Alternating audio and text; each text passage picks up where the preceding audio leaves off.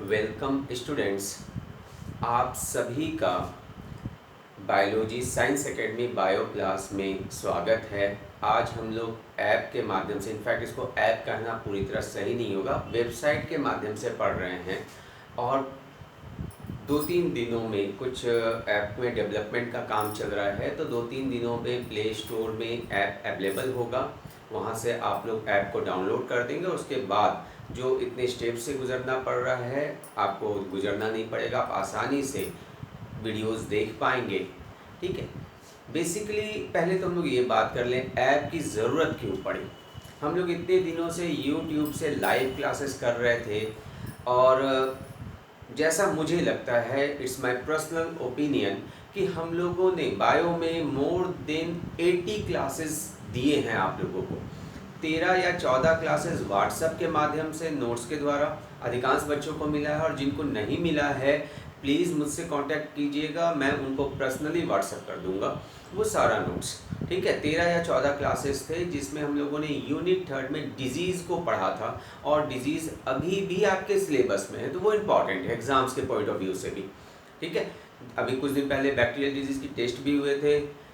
लगभग 35 बच्चे उसमें इन्वॉल्व हुए थे। 32 या 35 बच्चे थे जिन्होंने अपना कॉपी मुझे भेजा था। अच्छा लगा मुझे। ठीक है। तो हम लोगों ने लगभग 13-14 क्लासेस वीडियो व्हाट्सएप के माध्यम से किया, और लगभग 65 या 66 वीडियोस मैंने डाले हैं। मैम के वीडियोस थे, मेरे वीडियोस थे, जिनको आपने देखा, समझा, पढ़ा और पसंद भी किया। ठीक है। कुछ सुधार होती रही, और मुझे लगता है कि जो मैंने पढ़ाया है अधिकांश स्टूडेंट को समझ में आ रहा होगा। और यूट्यूब में आज भी आप साइंस एकेडमी यूट्यूब चैनल पर जाकर प्लेलिस्ट से उन वीडियोस को जब चाहे देख सकते हैं। पर ऐप में ये समस्या होगी, थोड़ी सी समस्या। क्या होगी? सिर्फ वही बच्चे पढ़ पाएंगे जिनका फ़ोन नंबर ऑफिस में रजिस्टर्ड है, या डायरेक्टली कहूँ कि जिन्होंने थोड़ा बहुत भी फ़ी पे किया हुआ है।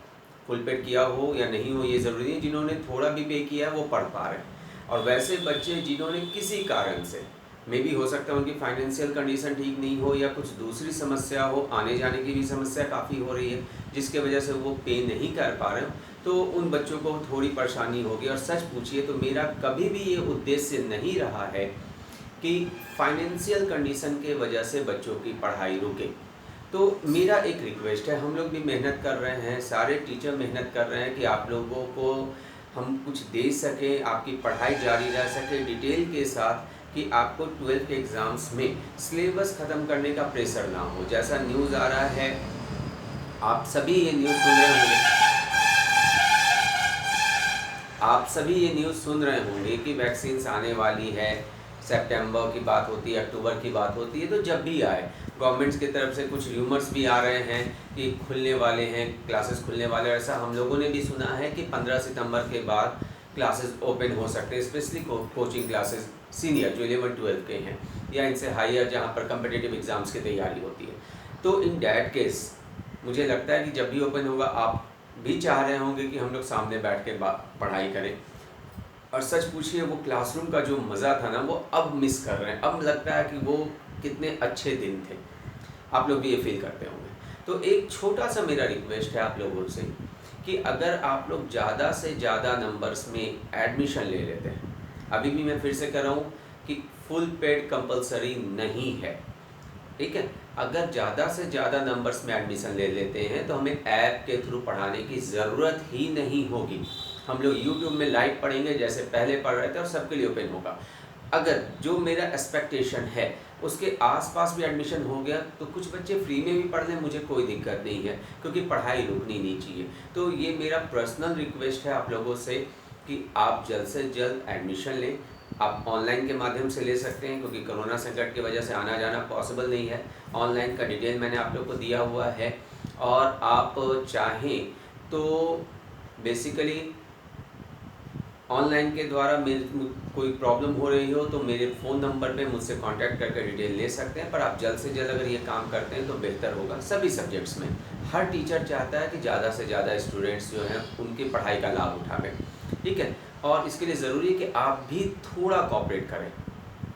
हमें फुल कोऑपरेशन की ज़रूरत नहीं है, थोड़े कोऑपरेशन की ज़रूरत है, ताकि ये पढ़ाई हम लोग सही तरीके से चला सकें। खैर, ये तो हो गया कि हम मेरे मन की बात है ये, जो मैं चाहता हूँ कि जो सबके लिए बेनिफिशियल हो, मेरे लिए भी और आप सभी स्टूडेंट्स के लिए भी। तो ध्यान रखना स्टूडेंट्स, ये एक इम्पॉर्टेंट सूचना है और आई होप आप मेरी बातों को समझ रहे होंगे।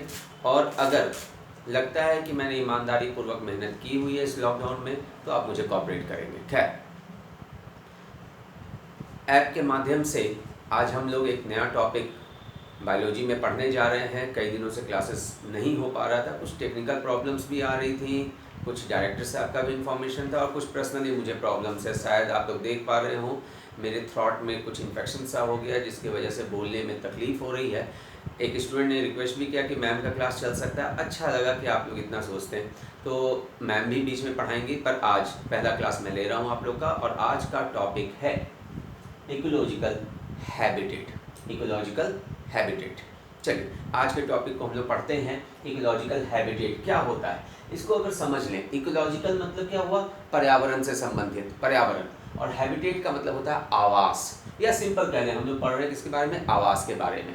तो हैबिटेट किसे कहेंगे, तो हैबिटेट का सिंपल डिफिनीशन है कि वह रीजन, वह स्थान, वह क्षेत्र जहाँ कोई जीव अपना जीवन चक्र पूरा करता है, उसे हम उस जीव का हैबिटेट कहते हैं। जहाँ उस जीव का जन्म हुआ, जहाँ वो विकसित हुआ, जहाँ उसने प्रजनन करके पुनः संतान उत्पन्न किया, जिस जगह वो अपने लाइफ साइकिल को कंप्लीट करता है, जहाँ उसके सर्वाइवल के लिए, जीवित रहने के लिए सारी जो कंडीशंस हैं वो फेवरेबल होती हैं, अनुकूल होती हैं, जहाँ उसे जीवन यापन के लिए सुविधाएं मिलती हैं, वह क्षेत्र उस जीव का हैबिटेट का